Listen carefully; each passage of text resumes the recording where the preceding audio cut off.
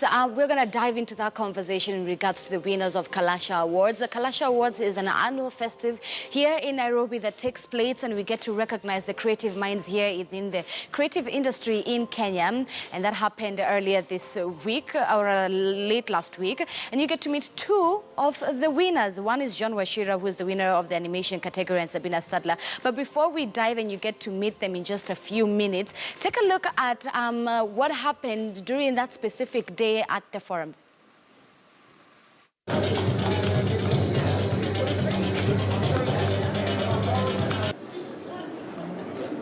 Girl power!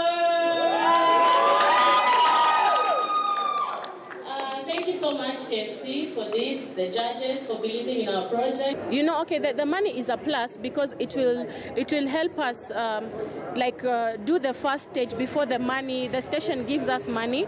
But again, it's money that will still come back to the production. It's just like we're investing it as we wait money from the station. So once the station pays us, we'll still have that profit which we had not planned of 500,000, which we can put in other projects that we're trying to pitch, you know, into our production to shoot even something else amazing. So yes, and we are very happy that we won the film category. Yes. We're so excited. Yeah. We didn't expect it, but we were very confident that we'd win. So basically, yes, our story is, it's a story about a vigilante group consisting of millennials that try and reform the political scene in our country, because with everything happening in our country, so they're just crazy, a bunch of crazy kids who feel like they can do something. I think it's a really good platform, and I think it's a really good forum for filmmakers and animators to come together. So I feel like we should do this a lot more often, because you know there are many underground guys, and this is the chance to come together and get out there. Well, I think everyone here is blown away by what we managed to deliver. Fantastic. We trebled the number of exhibitors from our last show, and we sold out exhibitors. So next year, guys, get in early because you might miss it like this year. Participants, amazing participants, workshops, conferences. I think we had over 20 different speakers from around the world: Argentina, India, UK, France, South Africa. I don't think there's anybody who's come here not benefited already. All right, so I want you to meet John Wachira. He was the winner for the animation category that had close to 23 people who had pitched for that specific session. Here is a look at his film. It's underneath, so have a look at it. What if dreams came true? Not the hopes and ambitions you have, but the visions you experience when you're asleep. My name is John, and this is Underneath.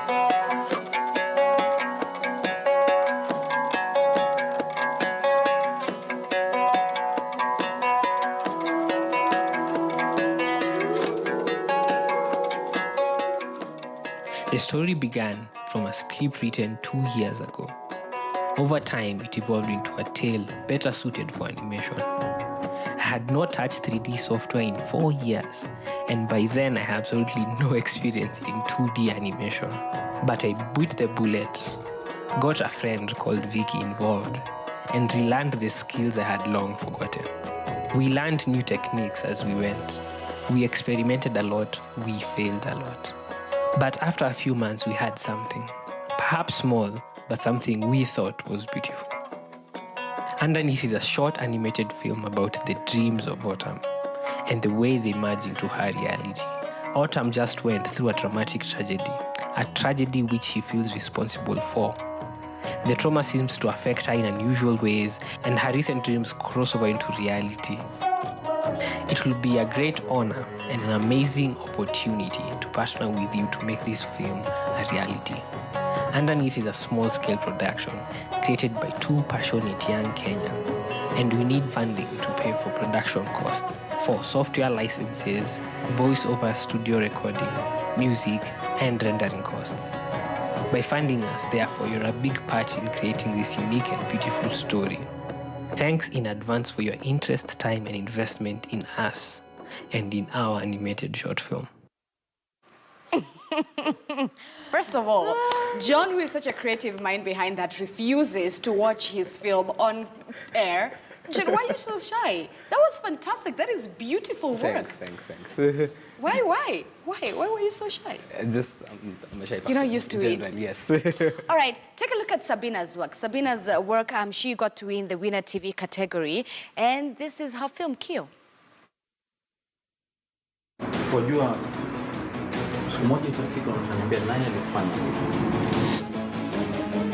Let me take care of it.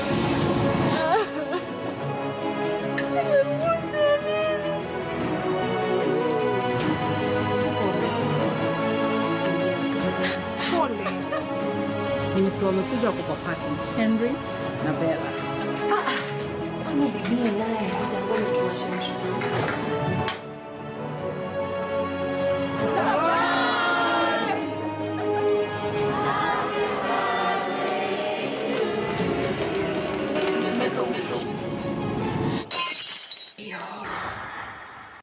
Rudi ulikotoka. That's right, Kenyan made, and Sabina is here. That is fantastic. Thank you so much. So you should have started with mine. Now it looks so, simple after the animation. No. You guys are fantastic. Both of you have two different categories, of course, and you're shown in those categories. Let me begin with you, Sabina. So why Kio? Why did you name your film Kio? And then tell me a little bit about it, the storyline. Kio is about twins separated from birth. Now, I grew up in Mombasa and now I live in Nairobi. And I'm seeing with the trend, it's like people want these coastal kind of stories. So I said, how can I combine these two? So I thought if I have a twin in Mombasa and then a twin in Nairobi, it's not so forced like I'm merging the two. So what's more enticing about this show, I think even for the judges, is that we shot one person as a twin, as two people. So it's not two people, it's one person. So she getting the accent from Mombasa, getting the accent from Nairobi, shooting them together, it's like so much work. So your main actress must be really good. Yes, she is. And actually I tried auditioning real twins, but I couldn't just get real twins who can act so well. Yeah. And we'll talk about the process of how, behind the scenes, what it takes for us to get to that point where we're seeing a complete product. But let me jump over to John now. John, your animation? Yes. That is fantastic. That is beautiful. Whatever you are, it is amazing. Thanks. Does your animation, should I call it a film, your animation yes, film? Yeah. Does it have somewhat like a personal touch to you? Is it? Yes. So it's about a girl called Autumn, and we explore her as a person through her dreams. So she sleepwalks a lot in the dream, and now through us exploring her dreams, now we get to know more about her. So there's always, as an artist, there's a lot of the work reflects upon you, even if you don't want it. Eventually, there's a lot about you in that film. Exactly. So you can't separate it. Because you are narrating it as you. Yes, but it isn't. Yeah, it's Autumn. She's a mom. She's a wife. But there are things that are universal. Right. So you can put it in any character regardless of background. Yeah. Before we dive into what it takes to get both of your films done and the manpower behind it, let's talk about the pitching process. Because close to 100 people pitched in different categories. There's also about 23 people who pitched for animation alone here in Kenya. Yeah. Take me through that process of pitching. So you're supposed to submit your concept, your trailer, or whatever, and then you get accepted. Okay. So then they narrow it down to around 23 pitches that are supposed to go on the judges. Now, there was actually no preparation per se. People prepared as they saw fit. The presentation was very varied. But I put what basically the film is about, what I aim to achieve about it with it. I put this trailer. And then just a breakdown on how everything did. It was very nerve-wracking, but the response was good. There was no grilling process? There was. There was. They had like 5 judges. Right. And they all had like really interesting questions. They weren't tough because I'd made this for so long, so I knew how to answer them. And they had things that were like the finances, which I hadn't finalized yet. but they didn't ask about that a lot, so thank God. The finances, we have to touch on yes. that. Let me just note that down. What about for you, Sabina?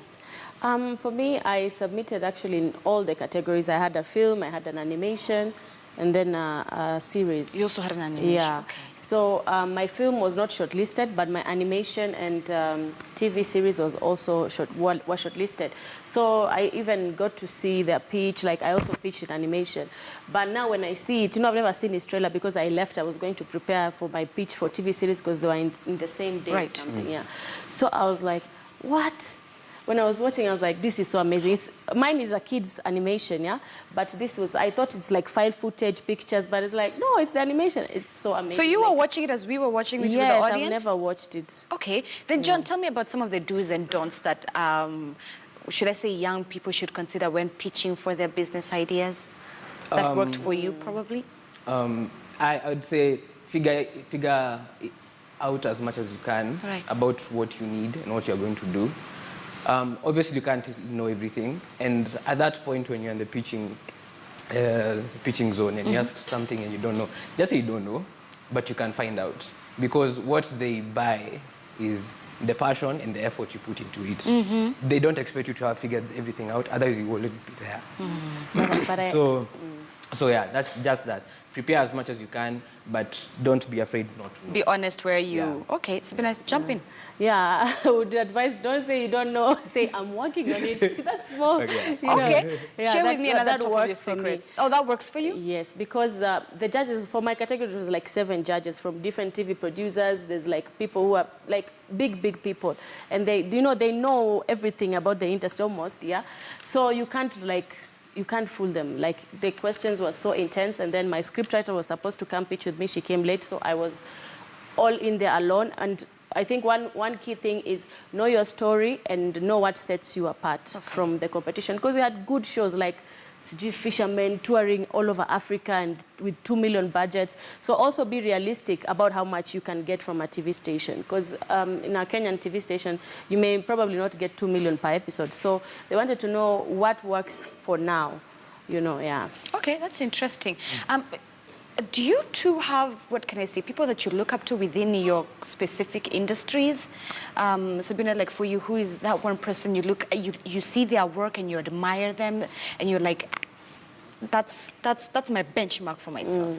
I think one of the people who has done a number of shows for me was Dorothy Getuba, and she was one of the judges, and from even the questions she was asking, I felt like, this one, she knows what she's talking about. So, and she's done so many shows. So for me, even I want to get there where I have like 5 series which have like over 50 episodes each, and create many jobs for many people so they can pay their rent. Yeah. Yeah, so I think that's one person. But there are many people out there. Yeah. John? So I'm surprisingly new into this animation field. So I don't know a lot of people in animation. There is the door. Why are you lying? You're new in the animation? Yes. Okay. I just started making this thing in November, actually. So I'm completely new. This is my first animation. And so I don't have specific people I look up to, but there are a lot of films I'm inspired by. Okay. I'm really inspired by storytelling and such. So those are the things that drive me. I am currently meeting a lot of new people in the animation field and whatnot. So in a few years, I'll get back to you. Okay, in a few years, in a few months, not years, you'll get back to me on that. All right, then now let's touch up now on the process behind the scenes, because a lot of Kenyans may not understand what it takes for a film, be it animation or TV category, for you to see the final product. And I'll start with you, John, because you said you started making yours in November. Yeah. And John shared with me that he was using Maya as a software. Yeah. Okay, now take me through that process. Take me through the process. Take me how your day-to-day was back in November. Back in November. So then I was working an 8-to-5 job. So I worked on the animation after I got from work, when I got home. Now that's passion. Yes. Now that's passion. Yeah, it started as a personal project, something just I wanted to do. Yeah. Not because of anything more than just me and my reasons. So I was just making it and making it. I used Maya. It's fairly common software. People in animation know it. So I was using it, and I tried to make it the best I can for for like things that can be accepted internationally with international standards. Right. So I really took my time. Like on the character model for the girl alone, I think I took like well over 3 months just to finish her, yeah? And even her, the African natural hair, it's really tricky because there isn't a lot of like guides for African things online, so I kind of had to figure it out on my own. So yeah, it took a long time, but I knew it would take a long time. I wasn't impatient. I took my time. I did things the best I could, and when now Kalasha came through, I prepared whatever I had at that point. That's what you saw on TV. Obviously, it's still going on. Things have improved. And yeah, hopefully when I get to France, which we'll talk about. Yeah, we have to yes, touch on that. I'll present something even more polished than what I presented here. All right. Yeah. But do you have experience in animation, or come November is when you are learning from scratch? So I had like some visual effects and graphic, motion graphic experience. Okay. Yeah, in 3D, in the 3D scene. But like an animation, like someone acting and moving in an environment, no, I hadn't. So there's a lot of things I learned from scratch. There's still a lot of things I'm learning now. Yeah. Okay, Sabina, now let me jump to you. Take me through your process. Okay, shooting a pilot, because that's what we call it, the first episode, you know, you're shooting to try and show the KTNs and then they decide if they want to show. So most of it is usually zero budget, so it takes like talking to people, let's do this, because you know, if you have that good relationship with your team, like these are people I've worked with on other movies, series I've worked on, and my crew is usually mostly the same people. So it's like, let's do this, we get the show, you know, it's a lot of work also because you don't have money at that time. And so you shoot, and then the editing, and then sound, it's just so crazy. Also, I was used to having like a one-man show, like I had a cooking show where I'm the host, I'm the producer, and then like 4 people, and that's it. But now we are dealing with many people, actors, you know, locations, you're moving around.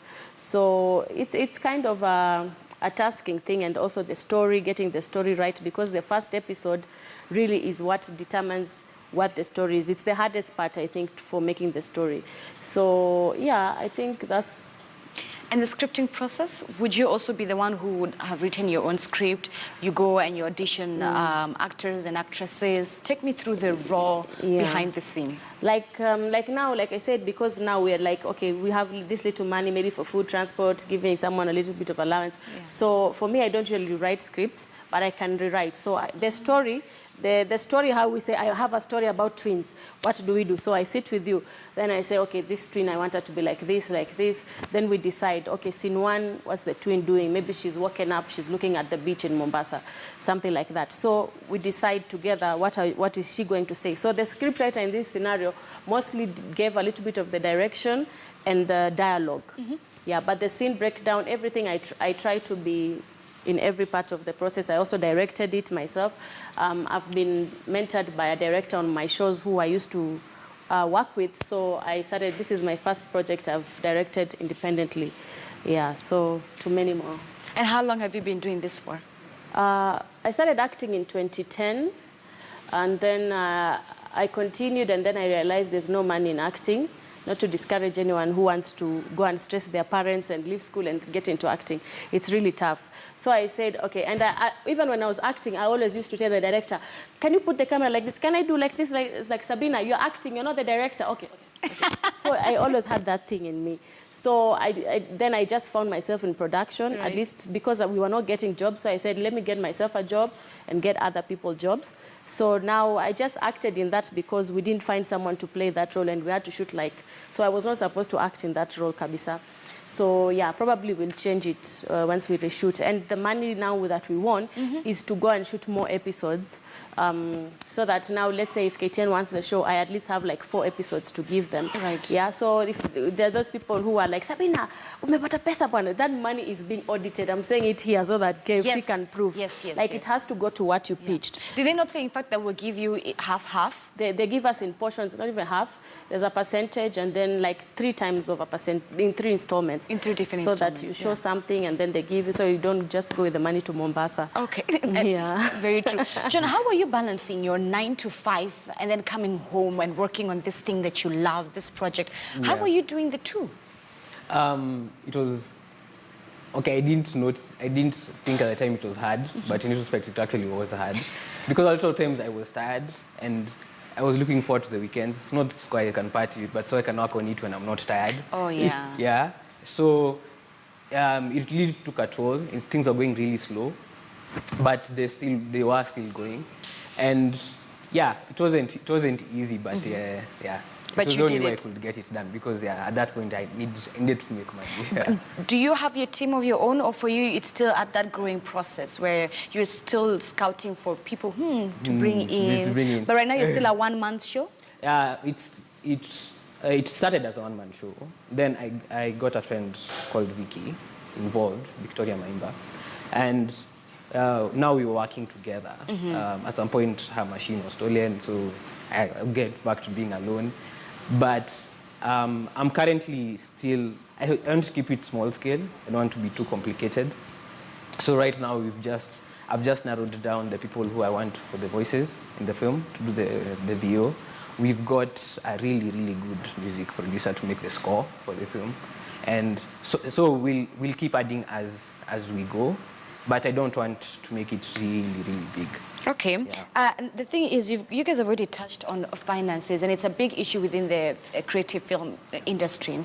You said when you were pitching, they asked you a few of the financial questions which you weren't able to understand and so forth. Point for me a bit of the few financial challenges that you are facing, especially now that you are new into this industry of animation. Yeah. I had prepared some financial presentation, even a pie chart, just in case they had questions. But when they got into the details of how exactly each penny would go, I wasn't sure on that, because animation isn't like a typical show. Okay. The costs vary, and they go to randomly different things. A lot of software things, a lot of rendering things. Something that would be different from what Sabina yes, would for example, because you have like pre-production, the one I'm used to, which is almost like hers, is you just have location, you have people to pay, the cast, the crew, the equipment, it's all defined. So it's easy to tell what you might need. In animation, until you start completely, you're not sure. Okay. You can estimate. Sabina, you could estimate a little bit. Yeah. Okay. Sabina, you say that for this specific one, you're working on a zero budget. How is that possible? Weren't you able, you weren't paying, for example, your team? Take me through that. Like, you see, like I said, the people I've worked with before, they also want to be on air. Exactly. They also want to work. So it's like, okay, we don't have jobs. Let's all take, because an episode just for like this one, we took like 1.5 days to shoot. Right. So it's like, John, are you available on Monday? Can we do this? I just need your Monday. And then, of course, when we get the contract, I now sign a contract with them and say, this is how much we'll pay you. Because I can't give you a contract, I don't know how much the station will pay me and all that. And that's why I think, like, for his animation, it's so beautiful. Like, is it because that guy almost looks like me? I don't know. But it's like, I wish, like, if you could get people to invest in him, let me tell him kidogo, because animations are expensive, yeah? But even for us, it's so hard, like, if we get, for me, I can't go to a company and start asking for money for my show. It's so hard. But if I get the company looking for me, or I go with the station to say, okay, would you sponsor our show? We do product placement, and all that, because now we're even reaching Mombasa people. So it's like, that's where the money also, it entices the station to take your show. So for the pilot, we had to use a zero budget, because it's just a small investment, like a risk we're taking. Right. All right, when we come back with Sabina and John, we get to hear about their specific challenges within their unique specific sector. Of course, we also get to hear about their trends. I'd love to ask them about that. And then what's next after winning the Kalasha Awards? We'll be right back.